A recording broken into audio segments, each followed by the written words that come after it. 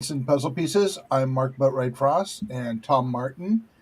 Marwan will not be with us today. He's got another podcast he's doing. So it'll be us talking. And actually, in this case, it'll be a lot of Tom talking up front about the subject of today, which is bringing your puzzle piece.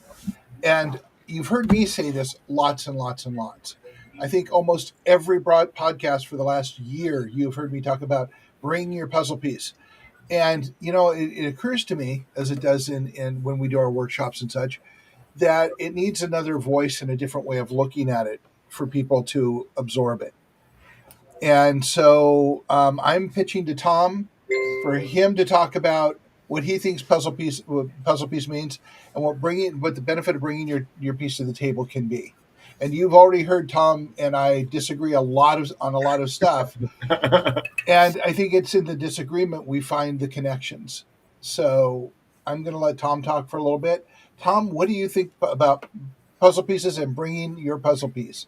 Or starting off with, what is a puzzle piece as far as you understand it? I guess the way I look at it, within the structure of what you've built, is just what is it that you as an individual has to offer. Um, I think that's one of the things that appeals to me about what you've been doing. That there's the idea that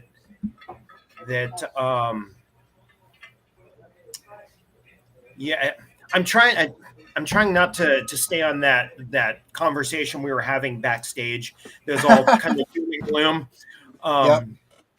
because the big picture may be doom and gloom, but I mean, in the end, we as a species, we're gonna be fine. We're gonna see ups and downs, but if you look back at the archaeological record, we've had ups and downs for thousands of years. But I mean, I think in today's day and age, the most important. Sorry about that. The most important part of the whole thing, I think, is um, kind of getting back to some basics. Uh, the idea that we're some. I think we as people have got some arrogant idea that we're technologically advanced ahead of the globe and the rest of the animal kingdom and stuff. But that doesn't mean we don't get away from, or it doesn't mean that we have gotten away from our human nature or our primate nature or whatever. So we still behave like primates. We just do it with some technology. And so I think that means that we need to get back to some of the basics of a close support system. Your family, your neighbors. We need to pull all those people together and get back to being human, because right now we're not. We're all torn apart.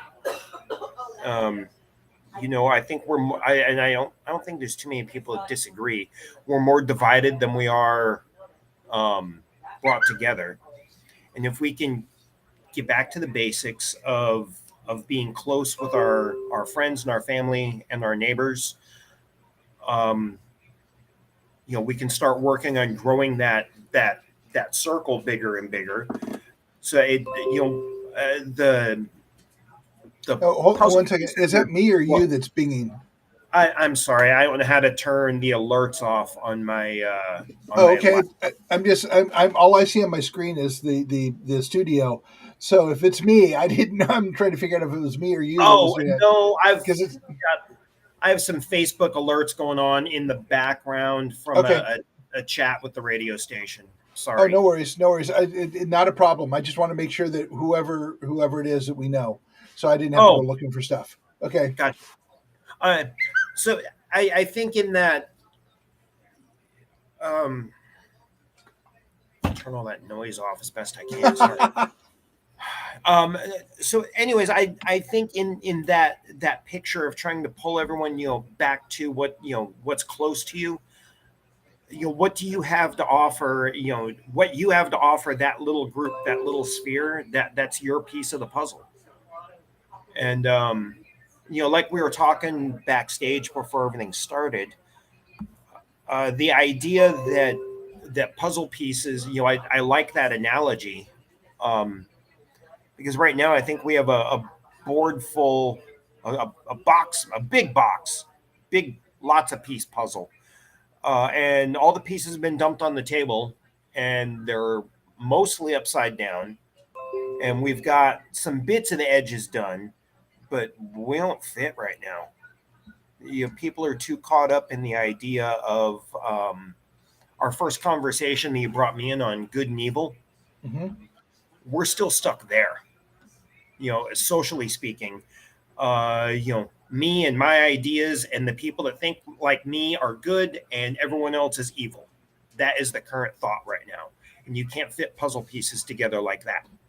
No, and I challenge the fact that a lot of us, and me included in to a great degree, a lot of us think about um, how we think as the right and one right way, and what our group of people that we hang around with, or whatever that group happens to be, political, religious, social, whatever, Right. and whatever they think is the one right way.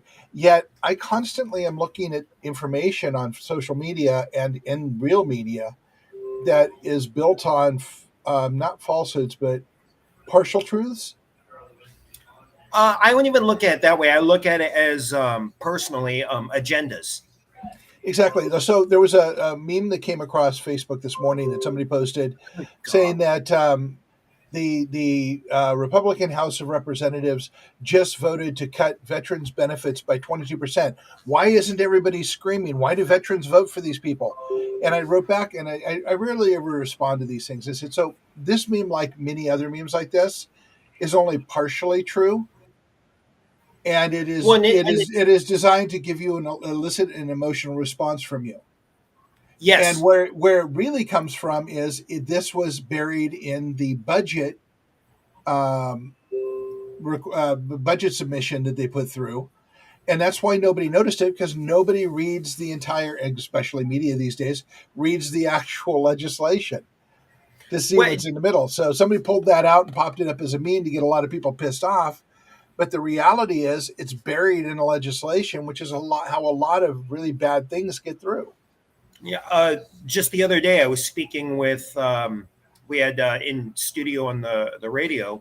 We had a member of the Washington State House in, and he was just talking about the day to day operation of the government and the state government. We're not even Mm-hmm. talking federal, right? Right. Which is 50 times larger. Um, the state government and the amount of time that the legislature, the individual members have to read through bills and such and be ready for a vote. And these bills, so many of them are hundreds and hundreds of pages long, and they have multiple bills to be to be familiar with, and they have 24 hours to do it, and you can't take in all that information. It's not possible. No, yeah, and you have staff scanning through it, and basically the best you can do is scan and highlight, and If that's you're lucky. if you're lucky. That's where I was Yeah, kind of head with that. And the federal government's worse. right. It's 50 times bigger. Mm-hmm. So, am I surprised? No, no, not at all. So, But that behavior of going and digging out some little morsel like that, and creating something that's going to when promote you have division. when you have a couple weeks to do it, because that bill was submitted a couple weeks ago, so Right, you've had time after this to dig through it and then right, point a and finger. create more division, more us and them, more good and evil, more black and white. We got to stop that. Yeah. That's So tearing us apart right now. That habit has to stop. going back to what we started this conversation with is, people have opinions based on memes like this, Hmm. and on thoughts that are social memes passing through the system that aren't even pictures, and some just complete BS Hmm. that they hold as true, and this is keeping them from Right. talking to other people and making their lives better. Yes. The only thing in the meme discussion that I actually agreed with is, why do people continually vote against their own best interests? Now, I another have an answer to that. and I told you I was going to try and stay away from the political, but the political offers so many good examples of this. It does. It does. And so I will talk about one other thing that I saw recently. I've been following the Senate hearings on YouTube just to see where we are. And I just saw one. I won't talk about the senator or anything else. It basically talked about our subsidies to the fossil fuel industry and the amount of money they make. And it just basically laid out the facts. Mm-hmm. And so I actually posted on the Kitsap Resiliency Project page, which you will almost never see me post anything political on that page. But I posted on there just because there's good information here on what's happening. And the fact that we are paying $600 and some odd billion in subsidy every year, and we get virtually nothing back for that. Right. And that their last year, they pulled in, I think that, and please don't quote me on this because I'm trying to remember the number. I think he said something like $4 trillion in profits. Yeah. The numbers don't matter for the sake of the conversation. So the information is, we, and this is a conversation that you and I can't even have. We can't even have in the state, even though I'm paying $4.69 or something at the pump for a gallon of gas now. That's ridiculous. And I'm like, and you and I can't even have this conversation because it can't be had except on the federal level. Right. And at the federal level, it appears that the fossil fuel industry has a huge sway on the politicians, and none of that seems to be going in our favor. No, the same thing's true of the pharmaceutical industry. Yeah. During COVID, 2020, when we all first locked down, this is some homework I had done. We the people, we the peons, whatever you want to call us, are pretty well divided. Mm-hmm. But our leadership is not. And again, this is one of my problems with the government. 2/3 of Congress in 2020 took money from the pharmaceutical industry. Mm-hmm. What was it? The pharmaceutical industry minted nine new billionaires during the lockdowns, just because of the amount of money going from the government, from taxpayers to the pharmaceutical industry. And that gives us a great segue back to the original part of this conversation. Right. During the whole COVID thing, being who I am and being in the middle of what I do, I ended up in literally hundreds of conversations about this. And one of the things I kept saying is, whether the vaccine works or not, the reason people aren't taking it is because there's a lack of trust in the process and a lack of trust in the system. When 2/3 of the Congress people, 2/3 of the politicians helping form this legislation are actually taking money from the pharmaceutical industry, whether it's a good thing or a bad thing, whether they've done anything wrong or not, there's a trust issue. Yep. And whenever, and with the, I can't remember what it is at the moment. Marwan would be really good for this. The whole debacle years ago with the Black community and vaccination, which actually ended up killing so many of them. And they have a strong distrust for vaccinations because of that. There have been so many instances where the pharmaceutical industry has done things in an improper manner that have created issues, that there is a lack of trust. And there was this guy who just went to prison for, I don't know if he went to prison though. I think he did, but I'm not sure, where he bought a pharmaceutical interest for the EpiPen and jacked the price. Or no, was it diabetes or EpiPen? I don't remember. But no, jacked the price up, like insulin. So and he jacked the price up so high. His nickname. Yeah, but so all of these things don't exactly give people trust. And when you realize that we don't pay a lot of attention and we don't focus on a lot of the data that goes into this stuff, we end up having opinions based on words going around about the trust issues as opposed to actual data. Yeah. Well, I think one of the problems we have, and this is far from. And I'm excluding us from this discussion because we do a lot of research all the time. Yeah. So, but This is far from puzzle pieces. This is more Mhm. big picture stuff, but it goes back to The individual reasons puzzle pieces, it right? does, because we don't come together because we have these disagreements, as you brought to the table, is we have all of these reasons not to trust each other. And I'm just kind of giving examples of why we don't trust each other. Right. And well, I think the big problem is that we all get our information from, by and large, the same source, mass media. Mhm. And mass media has a dog in the fight because I mean, they They're have owned by shareholders, corporation, and and they're, they're, yeah, they're they have owned by shareholders, and corporations. shareholders want profits. Hmm. So profits mean you've got to have ratings so that you can sell advertising. And the only way you're going to get ratings is by causing divisiveness. So, um, it's human instinct to look for the bad, right? Because that's what kept you alive when you were, a monkey running through the grass. Right. Your survival instincts are to look for the things that will hurt you, look for the bad things, exist in some modicum on a sine wave of you have to exist in some state of constant anxiety if you want to stay alive. Well, you don't have to do that anymore. That's But don't you don't isn't that a problem? Because we're told we're in a war zone all the time. We have to be watching out constantly. We have to, be packing, be ready to fight, because as we walk down the street, someone's going to jump out and attack us. I mean, well that's that kind of the environment we are in at the moment. right. Well, I mean that's the message, but that's the message because we have to sell advertising. Right. And what was it today? And we talk about the mass shootings in the United States, which, let's be honest, we only get reported. The ones that get reported are a fraction of actually what's happening. Correct. And now, today, there was a shooting in Belgrade, Yugoslavia, or it is still Yugoslavia, isn't it? They changed the names. They changed the names, and I'm an old guy, so I Yeah, stay with the older I, names.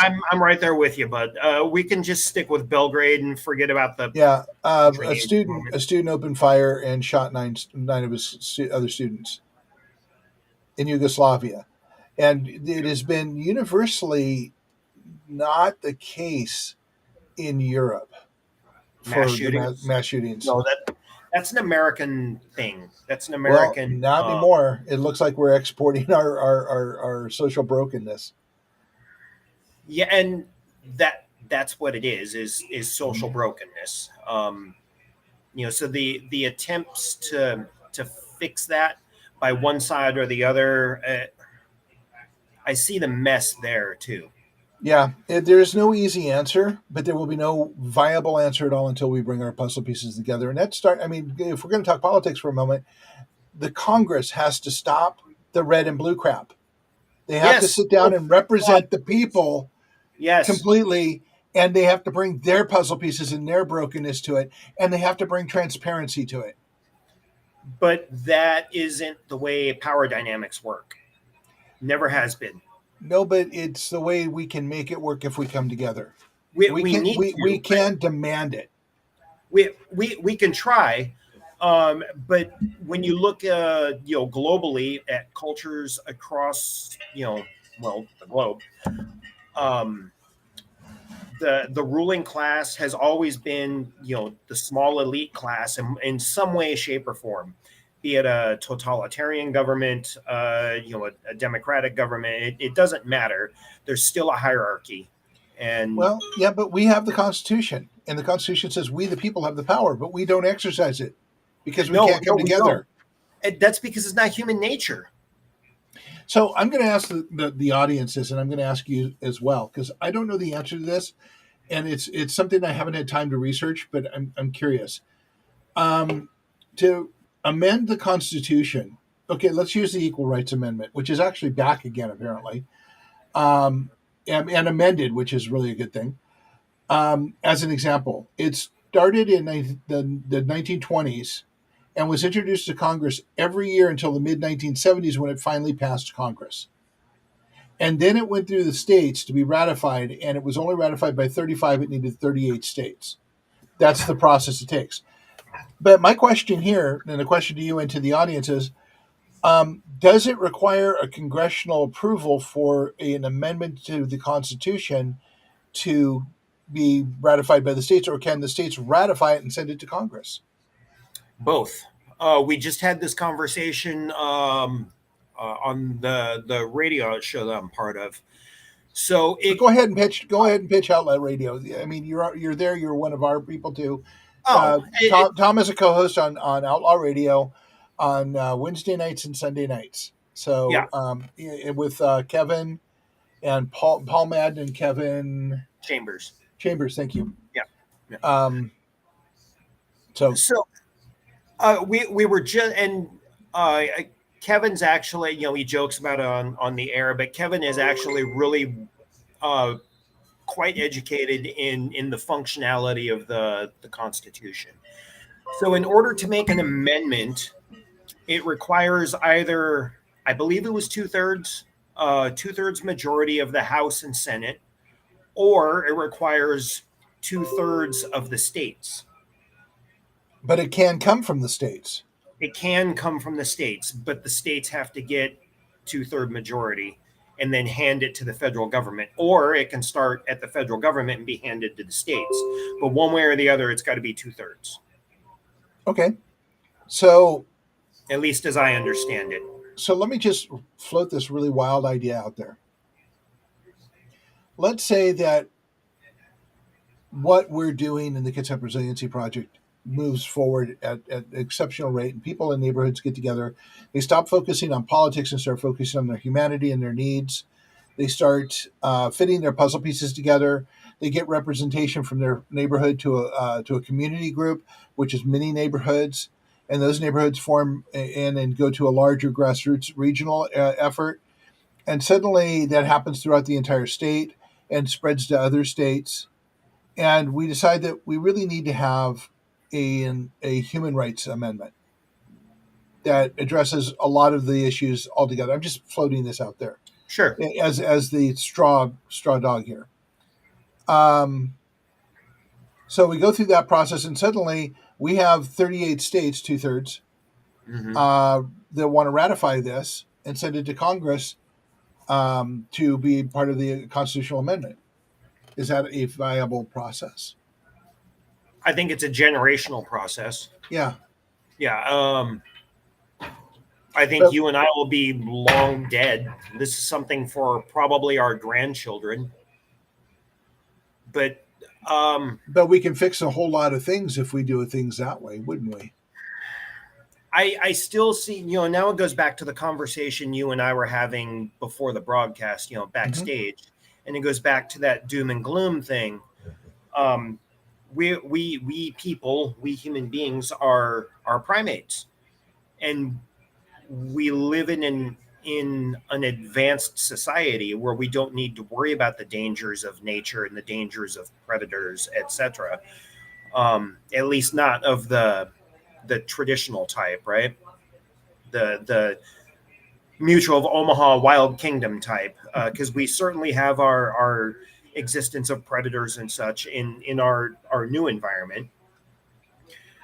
But I mean, human nature is still primate nature, which is hierarchical. There is the leader, and then there's the caste system that works its way down, just with a troop of chimpanzees, right? We haven't really risen above that. So we have technology, but we still have that instinct. Yeah, and to some degree, ladies and gents, this is where Tom and I vary. And I agree with him. This is not saying that I don't agree with a lot of his assessment, but not completely. And I think that we have the ability to do more than that. And part of that is we have to stop. We cannot stop the noise. We cannot stop the pumping of the fear to trigger our instincts and keep us on edge all the time, which is how we can't talk to each other. But we can make a choice not to listen to it and to start working with each other and to change. And it is generational work, because right now we're in a hierarchical system where the way that they keep control of the chimpanzees is by pumping fear at them all the time until we react poorly. If we continue to do this, we will crash and burn, and that's where Tom and I vary. He is of the and correct me if I'm wrong, but he's of the belief that whether no matter what happens in the future, we'll come out okay. And I'm thinking if we don't get our s together, um, we won't be okay in 100 years. We might Well, not be here in 100 years. we're gonna be okay. That doesn't mean that we're still gonna be able to go to the burger joint on the corner and buy a cheeseburger. And it doesn't mean that you're gonna jump in your car and drive from one side of the country to the other. But we'll still be here. So we're talking about Planet of the Apes. I don't know. Okay. Because Dystopia. Are we talking about dystopia, Mad Max?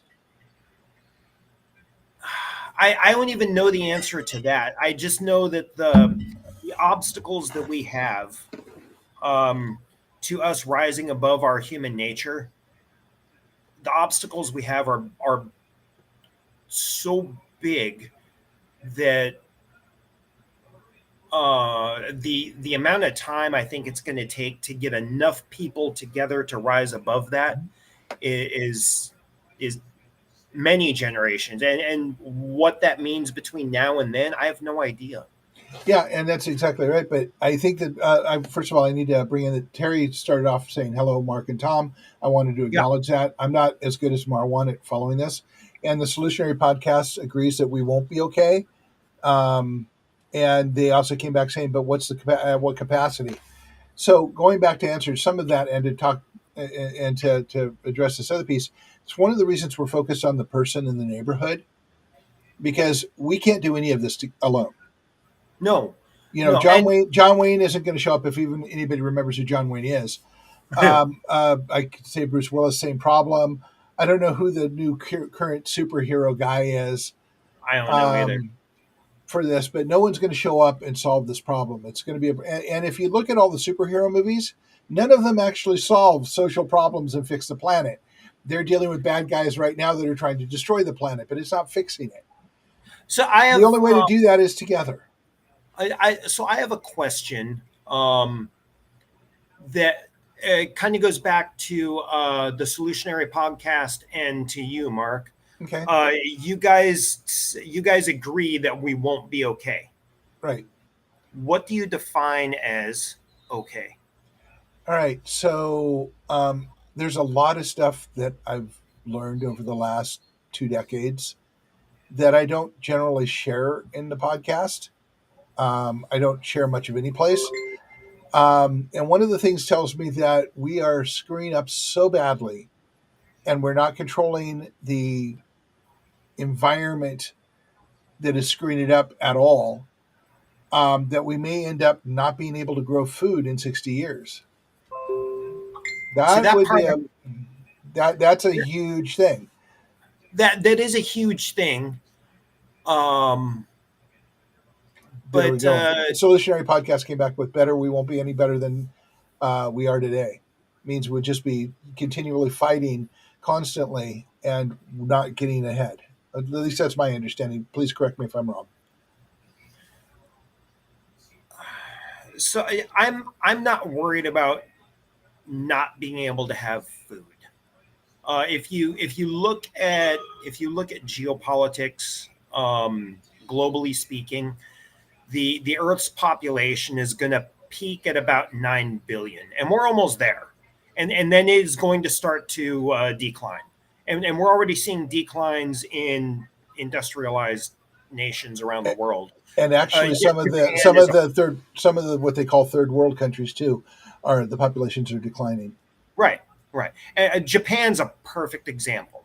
You know, I've been there. It's a beautiful, advanced society. I mean, you know, as advanced or more so than we are, you know, in the United States as far as mass transit and all the rest of that stuff goes. But they're still seeing a population decline. You know, as populations decline, it's easier to feed the populations. I don't think we're ever going to see a problem there. there's concerns about arable soil, etc. But I mean, if you want to get real, just brutal about it, as populations decline, there is plenty of carbon-based things to decompose and rebuild the soil. I mean, when I die, I will be great fertilizer for something. I don't Um, know. Your liver might just poison everything around you. okay, we'll take the liver out. For those of you who Um, don't know, Tom is a distiller. yeah, yeah. Uh, so yeah, that part I'm not worried about that. That agriculture may change, but it's not going to go away. It'll probably move away from mass-produced petrochemical fertilizers, etc., and be more of a sustainable organic thing on a smaller level. I'd feel Um, better about it if I saw a manner in which that can happen. in your backyard. Well, yeah, we're pushing for community gardens, and there's a lot of good, but there's also a lot of people to be fed. And if we don't But have giant fields of wheat right in the near future, we don't have giant fields of wheat. And by the way, wheat is not something we can really grow well here. no, not here in Washington. Well, in Uh, some places in Washington, but not in Kitsap County. no, no. Kitsap County, I mean, we've got a lot going against us here. This is all glacial till, which means it's all rock. If you want to have decent soil here, you've got to do well, my wife and and when I say my wife and I really mean Heather, my wife. We've got a compost pit at home and your organic table scraps and veggie peelings and all that going to the compost pit. You have to take care of it. You have to turn it over and keep it moving and, till it in your garden every year, which is something we do. I mean, so that's the kind of grassroots stuff you have to do as far as food goes. And no two places are going to have the same problems. Yeah, and Solutionary Podcast came back with GMO was their solution to the food scarcity, and it was their solution to profit, really. I was going to Um, say that's not food scarcity. That is money driven. yeah, but genetically modified in the way that Monsanto does it. I'm probably going to get sued for saying their name. Um, and I'll give okay. I'm going to sidestep for a moment. Did you ever see the third Crocodile Dundee movie I in don't Los think so. Angeles? I Um, don't think so. yeah, he has his friend Jocko come over from Australia, and they're in the final scene, and the bad guy's there, and Jocko's about ready to just clean the bad guy's clock, and the bad guy says, "Don't touch me, or I'll sue you for everything you've got." Jocko reaches into his pocket and says, $40 here, bam.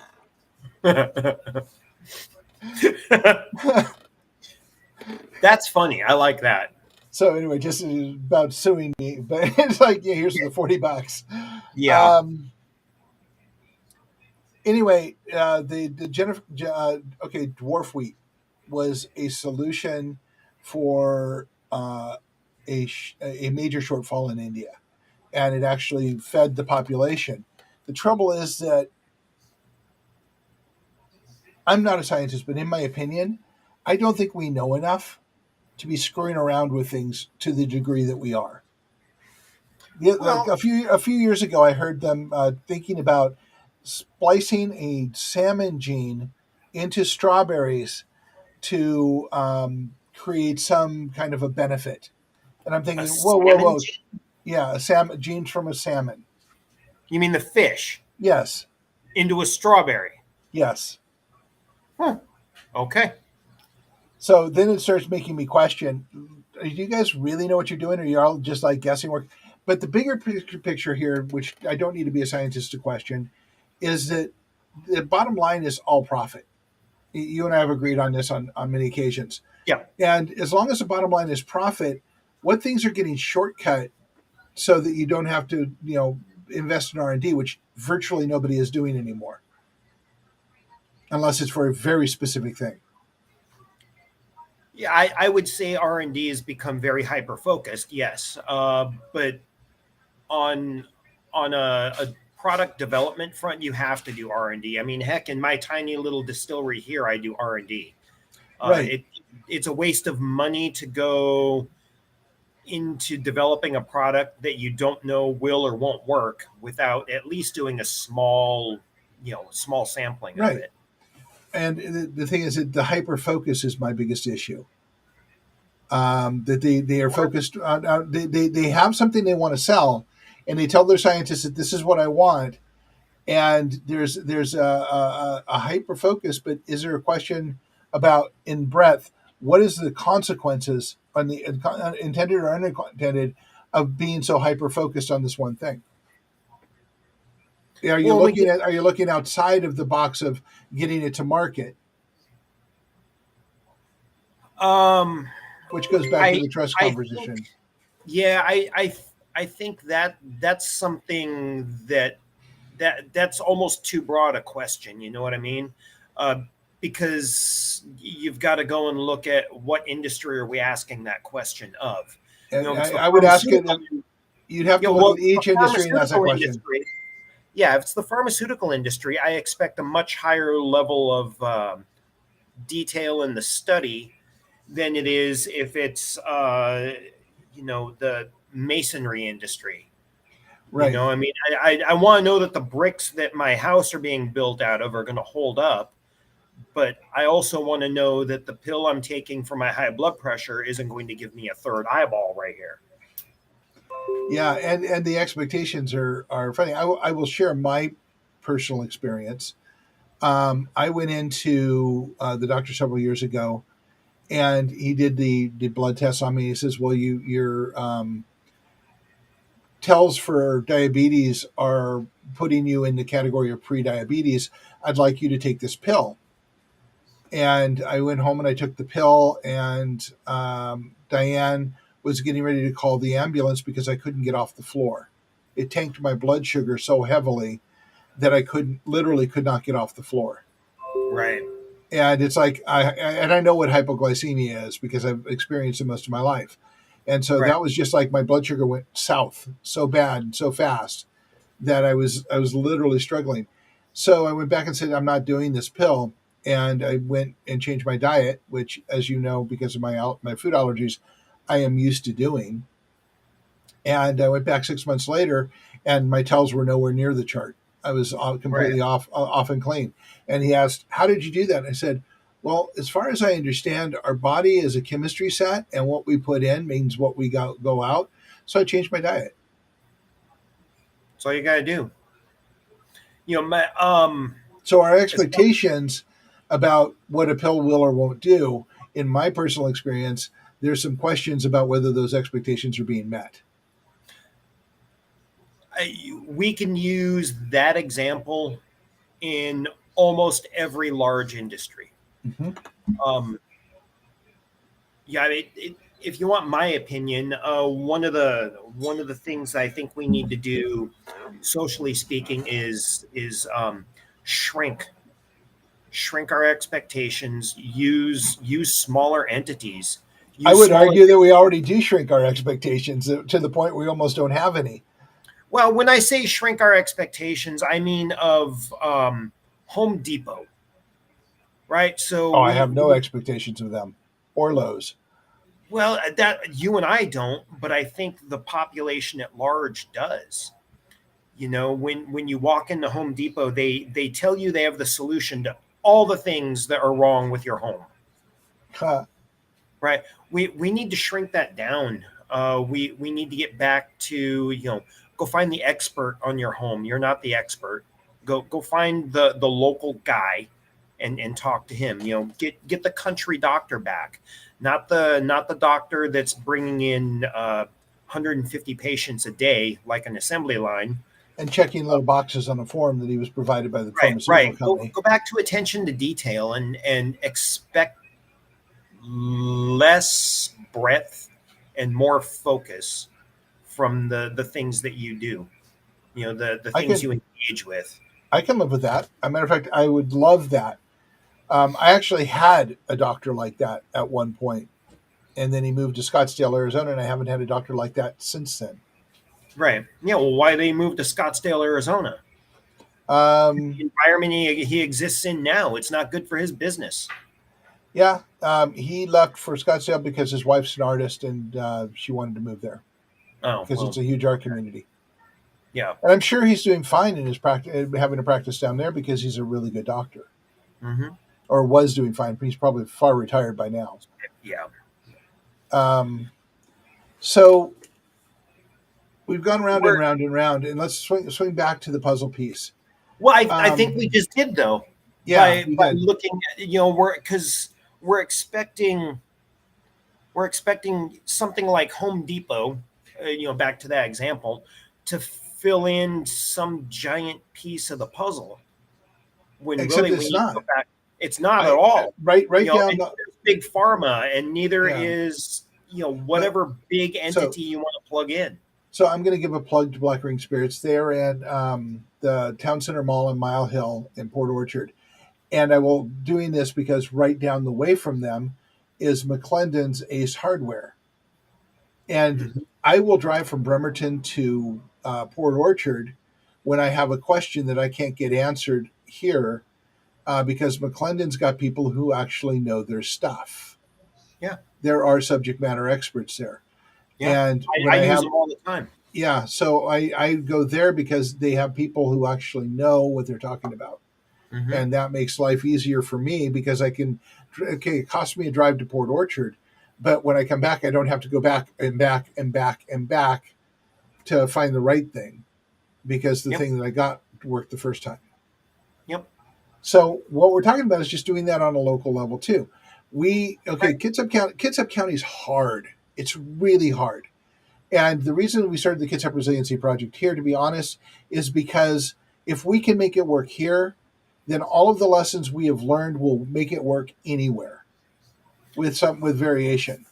Because we have we have a military community Hmm. that it leaves every 3 to 5 years and turns over. So we have a transient community It's very that is here that is not bought into our local system, whatever that is. We really don't have an identity. And, I'm sure the politicians will argue with me on this, but let's be honest, Kitsap County really doesn't have an identity. If we did, we'd believe more in ourselves and we would accept less of the BS that we get. right. Paulsbo has an identity, and Gig Right. Harbor has an identity, although it's not Kitsap, it should be. Yeah. Um, Bainbridge Island well, has an yeah, identity. Bainbridge, Bremerton has an identity. I think Port Orchard's a little confused. Bremerton's just as confused as Port Orchard does. The Bremerton for the most part is a shipyard. Right. Yeah. Bremerton is very naval, very shipyard, very, but that's the identity, I think. Right, and yeah, Um, but it doesn't benefit the vast majority of people in Bremerton who have nothing to do with the shipyard. well, they do though, because their businesses support the population that does work at the shipyard. So it's just To some degree. yeah. If you have a shipyard worker, welder, Hmm. he has to own a home, and he's got to Probably in take a car, Belfair. and he's got to buy groceries, and Right. so you Well, know I mean, there's an assumption there. I know from traffic patterns here that a lot of the shipyard people, most of them actually, live outside of Bremerton. They live in right. Belfair. They live, elsewhere. So is Bremerton Well, from benefiting Port from Orchard. them? Yeah.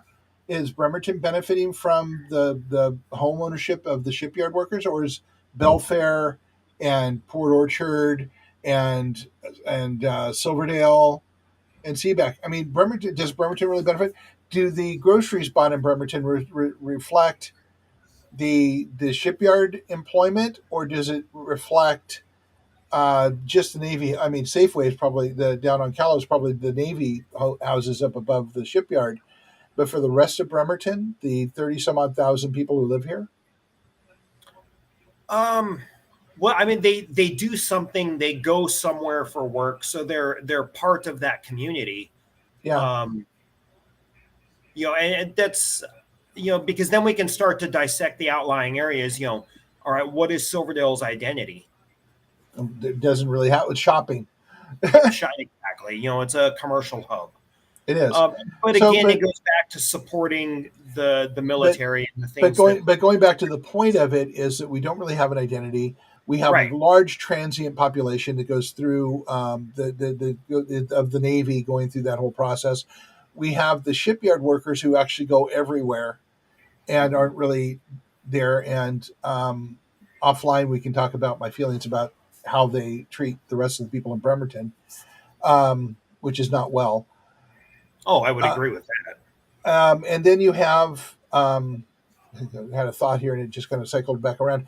And then we have the commuter population, which is fairly large. A lot of people live here because it's cheaper, and it was cheaper, and they commute to Seattle and Tacoma.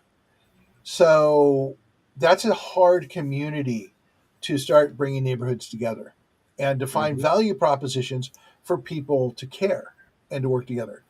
Um, a point brought up the other day as we're talking about community gardens, a lot of people are just buying packaged food and eating because they spend 2 hours to 4 hours a day on the boat going to and from, or in the car driving to and from. Well, and So it also it I think it gets back even further than that. Like packaged food stuff, right? I think yeah, that's a I think that's a cultural thing that started. Oh hell, probably when you and I were little kids, right? Swanson's dinners. Yep, households went to two incomes, so both mom and dad are in the workplace, which means when you get home, you have very little time for preparing a meal. So the marketing and the idea of fast, convenient food, um, we It's can let's just we agree can that talk it's a huge part of our culture. we can talk about we could talk about for hours the cultural implications just of that. The Right, fact that the family doesn't come together and share a meal anymore. That's a human existence thing. That goes right. back to the dawn of fire. Well, yeah, Sharing a but meal. sharing a meal and remember that the Kids Up Resiliency Project is about breaking bread Right. and starting point of breaking bread, growing food together, sharing the food together, because it's the bonding experience of creating community. Heck, here, Mark, just brainstorming open form like this right now. That's something the resiliency project should try. That's Potluck what meals. we do.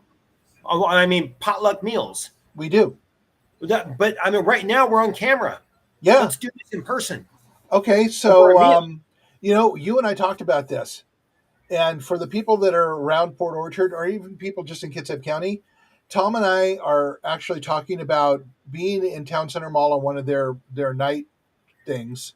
Mm-hmm. What's the official name for it? The night markets. Night Yeah, markets. 10 square nights. Yeah, Tom and I were going to go out and cook food. I love to cook. So yeah, we'd already talked about this about 2 or 3 weeks ago. We will set a time between now and August to have one of the night markets. Keeping your eye on the Town Center Mall in Port 10 Square Orchard. Events. Yeah. Town Square There is events. a Facebook page, Town Square Okay, Events. and Tom and I will be cooking, and we will just make food for everybody. I mean, we will just feed people. So come join us, and we will serve you up something, and we have no idea what it is. Or And or or some of bring it might not something. even have booze in it. Yeah. Or even bring something. Be Yeah, part of it. I mean, there's a great deal of gratification in being there and providing something to eat for yeah. someone else. Just And I was going to say that, but Bremerton makes that extraordinarily hard. yeah. So Um, so we have to check the permitting on Port Orchard before we can say that, yeah, and no, make sure that we can do that. I know there's a path forward for it, but it's going to be complex. Okay, so we'll figure that out. That'll be on Yeah, us. yeah. But we will feed you and come talk to us about the Kids Up Resiliency Project. Tell us your stories. Tell us, bring your puzzle piece to the table and tell us who you are. As you Well, see the big puzzle pieces on the background behind me. yeah, I like that one. Yeah, Um, I, I I think by doing something like that, and getting, I hopefully this is taken as a challenge. I think it's going to be hard to get people to participate. to just come and sit down and talk, because we're all still stuck back on step one that we talked about, what, 3 weeks ago, 4 weeks ago. Actually, I Good versus disagree evil. because whenever people show up, they are willing to talk because they're showing up to talk. It won't I be, hope so. yeah, and I listen a lot to people's stories. A lot of the work that we are doing in the Kitsap Resiliency Project is around response to people's stories. Hmm. Their puzzle pieces informed a lot of what we do. Everybody who comes to the table informs where the Kitsap Resiliency Project goes. And to remind you that the Kitsap Resiliency Project is not owned by me or Resilient Ecosystems. It's owned by you and the entire community. And each piece that comes to the table informs where it's going to go. Yeah, I don't disagree with any of that. Yeah, It's my experience. It's my learned experience of having done this for almost a decade.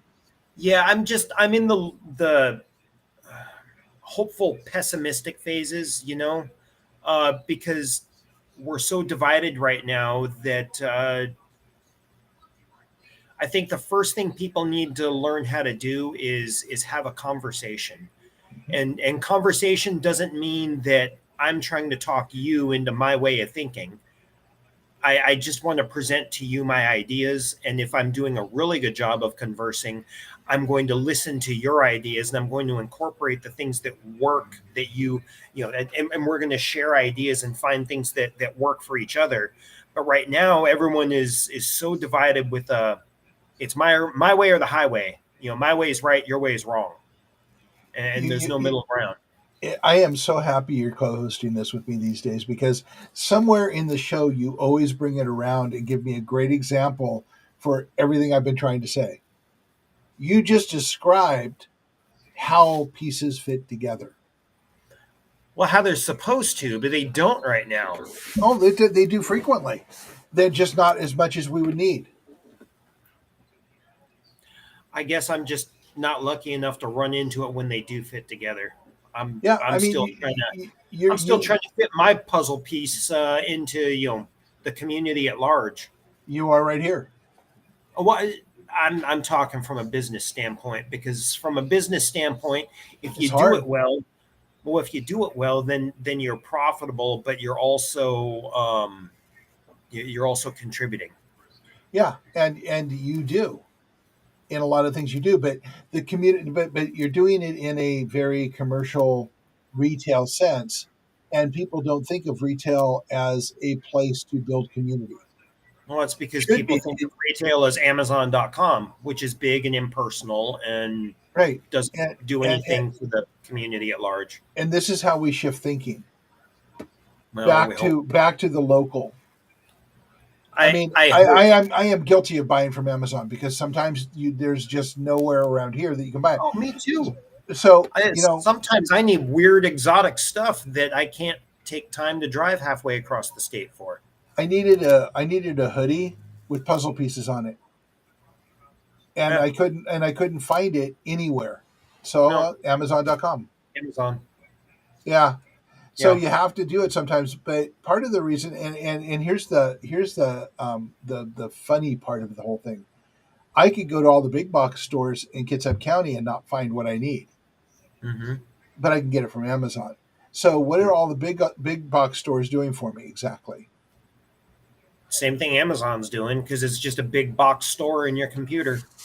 Yeah, but it has a lot more breadth than the other ones. So let's go back to talking about Lowe's and Home Depot, and then McClendon's. And I hope the Yeah. McClendon's people don't mind me mentioning them, but it is in a positive light. Um, I go to McClendon's for the people, Hmm. for their expertise. Hmm. I go to the big box stores, and quite honestly, I go to Amazon now because I have never. I was talking to somebody at Lowe's a month ago because I needed something, some widget at Lowe's, and I mentioned to this guy who was in the same aisle as I was that I have now gone to Lowe's 7 times for things that I needed, and they didn't have it. That are just Yeah. basic hardware things. They Yeah. did not have it at all. So I ended up buying it from Amazon and getting it, Yep. or going to McClendon's because they did have it. Yep. So when the big box stores you're supposed to be going to, and actually I had a salesperson in Lowe's tell me, "Oh, I should buy it online from Lowe's." And I looked at him and said, "Do you not realize that if I buy online from Lowe's, your job goes away?" And he says, "I'm fine." And I'm like going, "Yeah, no, that doesn't work that way."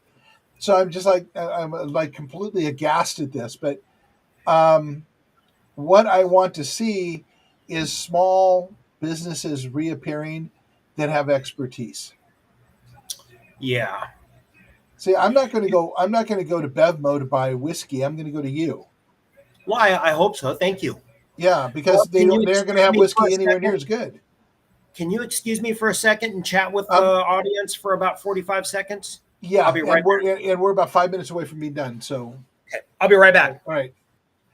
So anyway, to take all these discussions we've had about puzzle pieces and bring them back into why it's important that we all bring things to the table is the very questions that Solutionary Podcast brought, the comments and questions, the Terry that other people bring to the table, the conversations Tom and I have. As you see, we don't agree on everything. And even the things we do agree on, we see from very different points of view. Marwan is the same way, but we listen respectfully to each other. We learn from each other and we amend our viewpoints based on information that comes from a different point of view. This is what your puzzle piece is. If we want to have a human future, we need to bring our puzzle pieces to the table so that we can see our viewpoints, we can look at questions that we would never have thought of. Even the brokenness we all experience because our society is broken is vital because it informs us on what we need to fix. And then we can sit down together with lots of different points of view and figure out how to fix it. And Sorry that's about the beauty of the puzzle pieces. Oh, no problem. I was just kind of reviewing the whole puzzle piece, sort of. Um, anyway, just as a side note, puzzle pieces apparently are the thing for autism awareness. It's that. It it's is. the it's a new thing. So when I go out to buy puzzle pieces for one of our things, it's all autism awareness stuff. And It is. I'm going, okay, well, I guess we can both use the puzzle piece in different ways. But it's not really a different way, is it? Because we No. want to include the autistic folks because they bring tremendous value in their way of looking at things and their way of experiencing life, and that would inform what the picture of the future needs to look like now, wouldn't it? Just like everybody Yeah. else. And that's near and dear to my heart. I mean, for those Yeah. that don't know, I have a son on the autism spectrum. Uh, he's been interesting. He turns 20 this August, so I've had 20 years of a very interesting perspective. But I find Isaac's perspective very valuable sometimes. Oh, Posts on Facebook sometimes make me think a lot about he makes stuff. me think a lot. Yeah. He's a smart So kid. again, this is an example of why everybody has a valuable piece to bring to the puzzle. What we have to do is have an agreement going in, a social contract going in, that we will listen more than we talk, and that we'll be open to ideas that are different than the beliefs we hold. And we're not asking anybody to change their beliefs, but to be respectful and to listen to all of the people's stories. Yeah. I keep taking stuff full circle back to That the we're primates. well that we're primates and that we need to rise above that Mm-hmm. because And I think we are. That's where we differ a little bit. I think we're starting to, but Mm-hmm. back to that idea of respectful conversation, we're struggling with that step. We're struggling with it right now. So going back to the exam, we got 20 seconds, so I'm going to throw this in the last story. Again, as I said last week, Bo of the Fifth Column did a show where he talked about the black youth that was shot going to the wrong house in Mm-hmm. Kansas. We talked about the girl who was in the car that was shot turning around in the driveway to drive the other way in New Yep. York. And Yep. then the police that went to the wrong house in Farmington, New Mexico, and were about to leave because they realized it was the wrong place when the owner opened the door with a gun in his hand, Yep. and a very bad outcome. Yep. And the whole point that tied all this together in Bo's words were that we've got to stop fear mongering.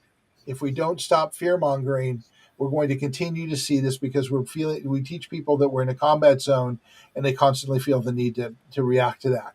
So going back to that, part of the reason we don't have respectful conversations is because we are constantly messaged to fear each other. Yes. Yes. And And and so, and that's human instinct to fear, each well, other.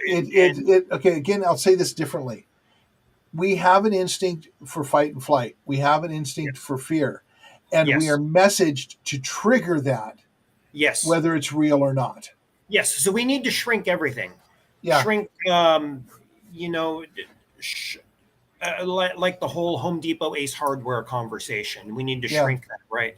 Where you get your information from, you need to shrink that.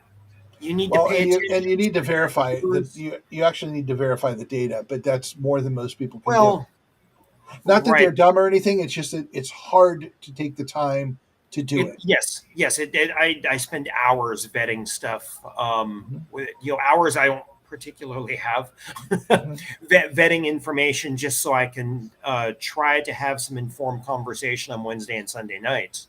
Yeah. Um, but we need to shrink where we get our info from. If you're listening to pick your alphabet news agency, ABC, CBS, NBC, CNN, MSNBC, Fox, blah, blah, blah, blah.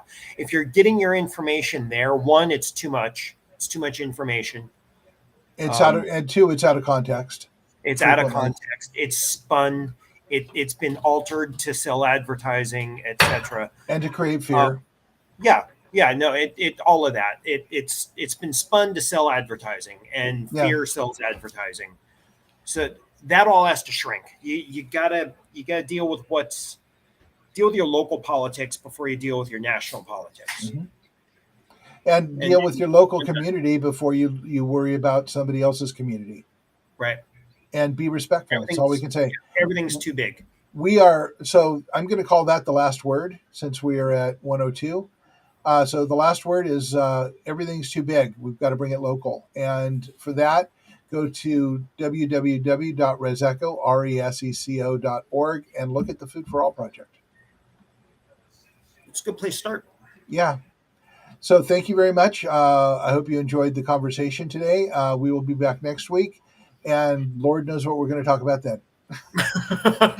But it'll be something interesting. Hopefully. All right. Take it easy, all, and y'all have a good week. Yep. You too, Mark. Thanks. All right. Bye.